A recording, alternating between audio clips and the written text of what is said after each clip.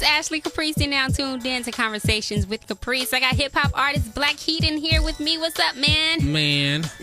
What's up? How you doing tonight? I am doing great. I'm honored that you even invited me here to the Caprice show. I appreciate it, for real. You know, I know you personally from work, but you're also a student. You're a father. You perform all the time. What keeps you motivated? Yeah, I do a lot of things. I guess I got to give a lot of the credit to my son. It's funny because when I first had him, I stopped everything and I just worked. And then, like, after I got out of my slump, I just started everything because I want to give him a chance to see things I didn't get to experience or see. So, what made you start the music career then? And when did you start? I started rapping or trying to rap when I was like 11. Actually, I started with trying to like do Snoop Dogg and Dr. Dre's song. Okay. The 1, 2, 3 to the 4. Dr. Dre's at the door, ready to make an entrance. Yeah. So back on give me the microphone first so I can bust microphone. Compton and Long Beach together. Now you know you in trouble because ain't nothing like a G thing, baby. Too low that what going crazy. To what? Is the level that pays me. I'm beta, but so please don't try that fade this. But I'm back to the okay, don't do the whole verse though. My bad. Nah, yeah, that's what I first learned. Dang, okay, everybody give it up for Ashley Caprice. We know she on her hip hop. But I started with that, man. Me and like a couple of the foster home kids I was with, we used to trade off the parts. And then I wrote my first song when I was like, I want to say like 11. And as the years progressed, I just got better and better.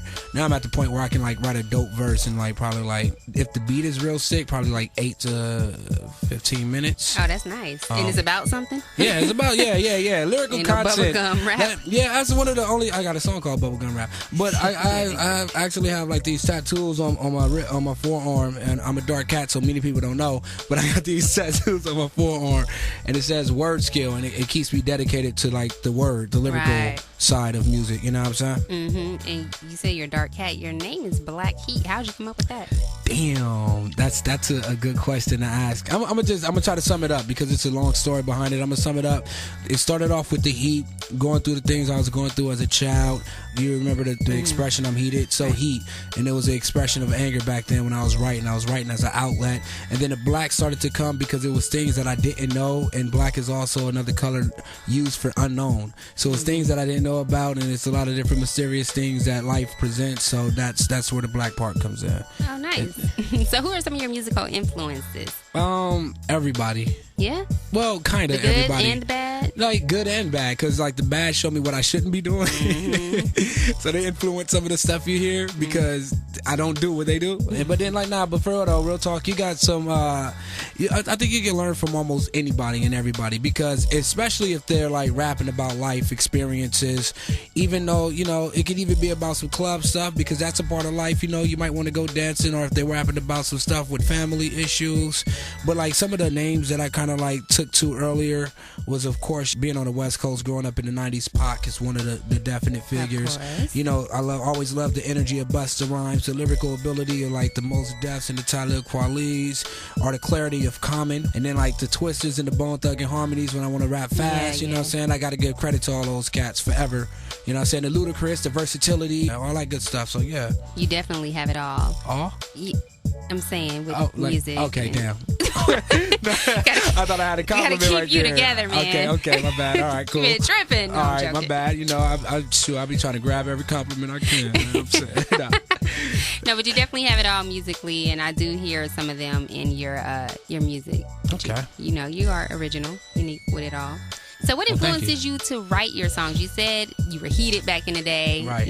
What influences you? Well, the Now Things isn't as, dark as it was. But, I mean, we go through life experiences every day, changing life experiences. So, I guess just life in general. Like, I got the Black and Mild Low Windows mixtape project that's about to get ready to come out late February, March. All right. Like sometimes you want to have those like chill moments and relaxed moments and stuff like that. So I kind of like just put together some smooth stuff, because a lot of the other stuff is more raw and more fast rap. So this is completely chill. It's more for like people who are like going through things. It's more therapeutic type music. Okay. But sometimes I have times where I just want to release frustration, going to work all the time, dealing with certain situations. It's hard being the father, you know what I'm saying, out there, and going to school and stuff. So sometimes music is my playground where I can just say anything I want, do anything I want, become any character I want, and it's that powerful. It's like a lucid dream, you know what I'm saying? Yeah, and it's about everyday situations, which is good because you're talking about everyday people as well, so people can relate to it. Definitely.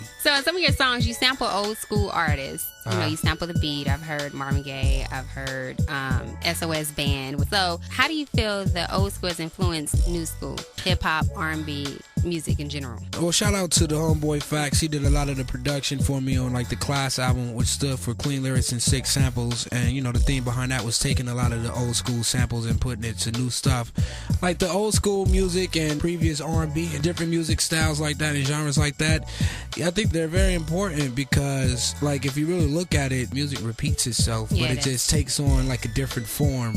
Like, you know, you got like the Jay-Z and the Kanye West, they're doing the oldest track, you know what I'm saying? It was a hit back then, hit now, you know what I'm saying? Like, all of the most prominent rappers, they've all really, and big time producers all use big previous used samples, you know what I'm saying? You got the Puff Daddy with the Biggie Juicy sample, and then you got the Tupac, you know what I'm saying, with I mean the Dr. Dre, California Love, all those, you know what I'm saying? So yeah, so I mean, I think it's very imperative that we make sure we hold on to the roots and the history of our music, but not get so caught up and overwhelmed to the point where we repeat it. Let's try to get a little creative with it though, you know what I'm saying? Don't go the exact same direction that the previous producers and stuff has went, you know? How do you keep up with your creativity? I think a lot, man, and I'm constantly trying to figure out ways to describe things in a different way and touch on bases that somebody probably touched on the same topic, but not the way that I touched on. I might take the left field approach versus the right, or try to give a perspective or a story or a realistic story that's happening out there right now, or a personal life experience. So you produce all your own music? No, I don't. Not at all. I do produce music, but like the last year and a half, like on the Class album, I only produced about 2 or 3 tracks on there because I was one of those rappers who was waiting on producers to give me decent beats. I used to always get C quality beats instead of A quality.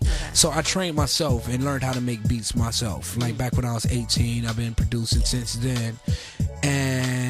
But now that I'm finally to that point where people are willing to give me A quality beats by proving that, yo, I'm on this and I'm serious about it.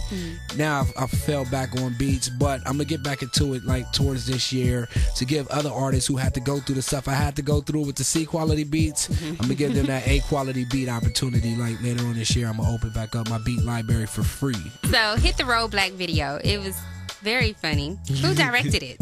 My homeboy Micah McKinnon. Shout out to Micah, man. And a lot of credit goes to Fax too. Him and Micah, I put a little bit of input in there, not much. You know, other videos I've had more input, but that one by far is our most creative one, and I gotta definitely like tilt my hat to Fax and the homie Micah, because they sat down and it was like, man, let's make this fun. We did the song, and we didn't even think about doing a video until I'm like, yo, I think we came up with the idea like this would be funny because it's a story, it's comical, and it's different, and it's a big sample. So you guys got to just check out the video to really see what really goes down. I'm not gonna tell anything else besides that.